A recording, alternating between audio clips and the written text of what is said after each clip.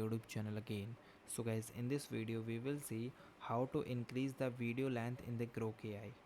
So guys, if you want to increase the video length in the Grok AI, so guys, it is very easy. For this guys, first of all, I am using the already created video. Like for example, I use this bus video.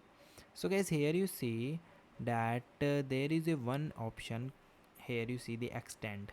Okay, when you click it, so guys, hit it, asks you the time. So you want to plus 6 more second and you want us 10 more seconds, so you just select the time range. So it is available on for the premium. So first you need to take the premium.